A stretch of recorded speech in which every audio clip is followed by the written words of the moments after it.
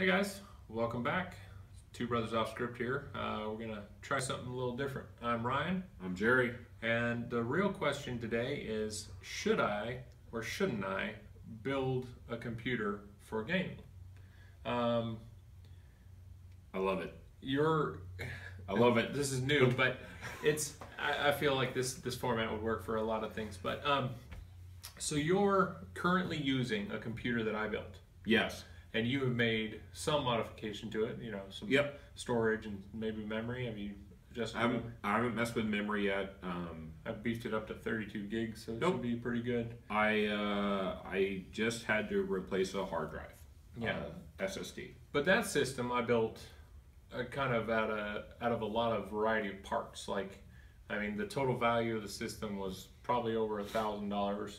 In parts, but I got good deals on stuff and I bought things secondhand, and a lot of people now with computers are all about buying the best thing that they can get when it comes to building their own. And for anyone who's a serious gamer, as in this is the game I want to play and I want to play a lot and I don't want anything to decrease my ability to play, whether it's Call of Duty or Overwatch or Warcraft or maybe you're just into playing, like Quake is coming out, and that's going to be that's another new first-person shooter that's not new, but being remastered. It's practically new, and I'm sure since Quake has been around since what, 92 or something like that. Like, it's been around forever, since late 90s probably. Since the time of competitive. I guess Doom. I think Doom was the first one that was really like that. So a lot of people will say that gaming on a console is the same as gaming on a PC. And I disagree. It is not. Graphically, it's not. Native 1080p, 60 frames per second, 4K if you want it, 2K if you want it. The ability to push hardware is amazing, and it's always going to be better on a PC. It just will. Well, as far as I know, quantum computers come out and they can fit in the palm of your hand. If you're going to be gaming on quantum computers when it's in the palm of your hand, I just don't even know what the point of getting out of bed anymore is. But we talked about peripherals. We could talk about the mouse and keyboard. Monitors. Mouse and keyboard is better monitors. Yeah, specifically controlling. A lot of people don't know this, but in most games that you could, let's specifically talk about shooting games, because they're FPS games are very specific when it comes to having the highest frame rates, the best refresh rate, and just being able to click and kill in the same motion. And that's important for a lot of people. Some people talk about the latency of their monitor and how that's going to relate to them being maybe one kill point better. But it really comes down to, if you wanted to build a computer and you're doing it because it's your work computer, but you also want to be able to play games on it too, or it's just the first time you've done something like this and you think it's going to be cheaper than buying one. I just read an article recently that it says that as an entry-level gamer, you can go down to Best Buy and you can pick up a computer for about $400, and that computer will do basic everything, and it's not great, but it'll perform playable is a term. It's playable at 1080p. That's what they say. That's what they say.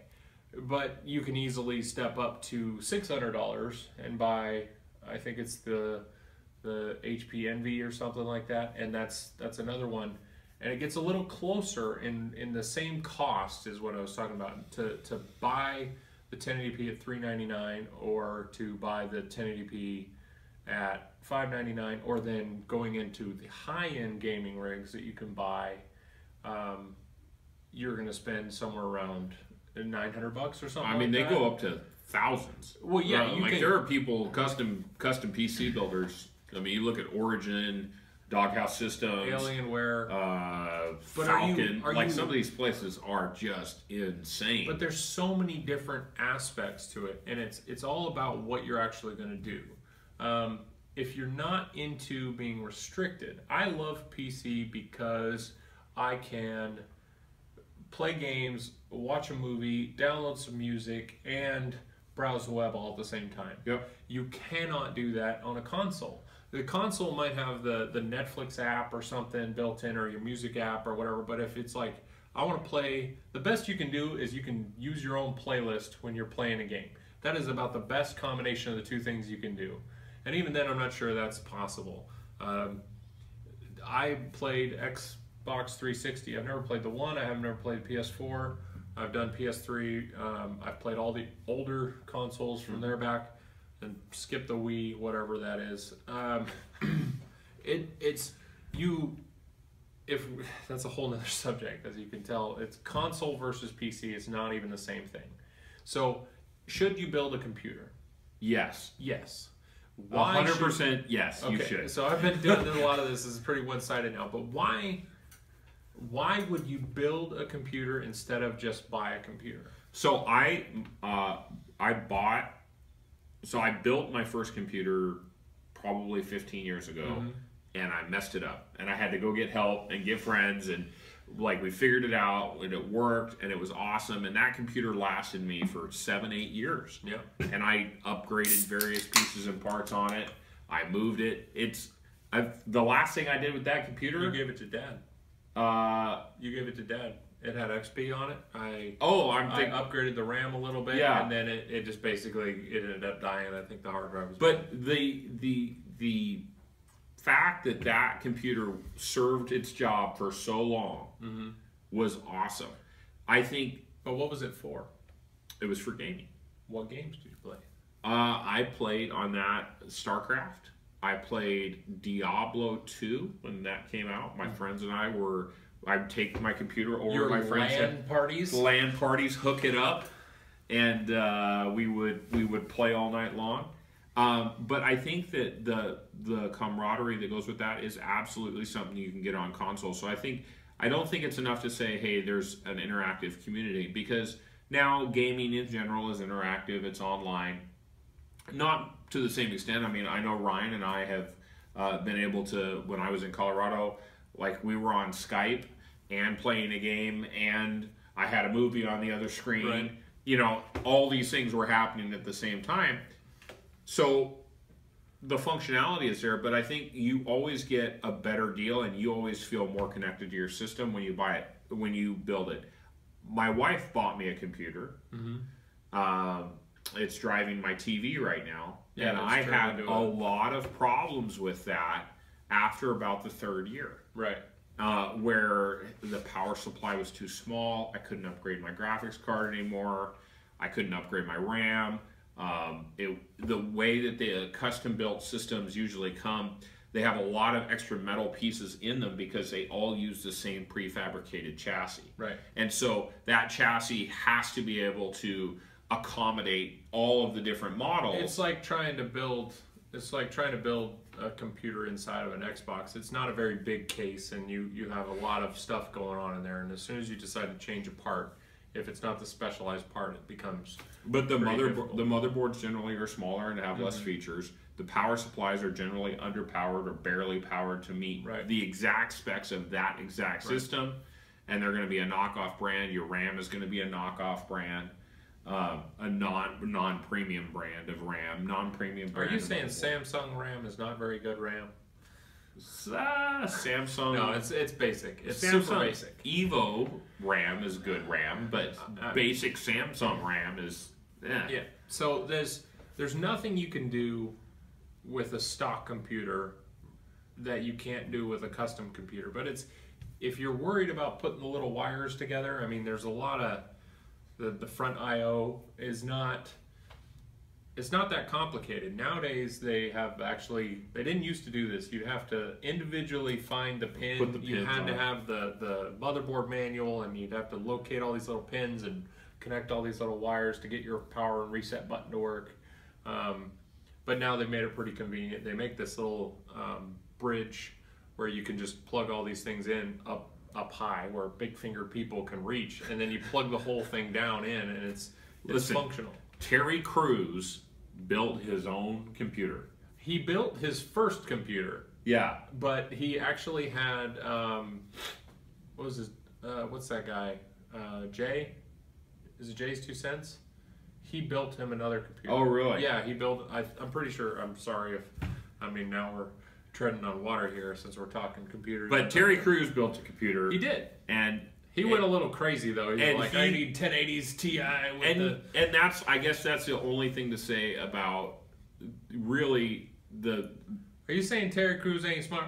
The balance. Terry Crews is probably a millionaire. Yeah. Or a multimillionaire. So but anyone can do it. The reality of high spec components is that for custom builders, they absolutely put stuff on the market that you don't need. For sure. You do not need a brand new top of the line CPU. You do not need the brand new top of the line graphics card. You do not need the brand new like maximum RAM that your system will fit. You don't need it. You just don't need it. A common term in computer building is future proof.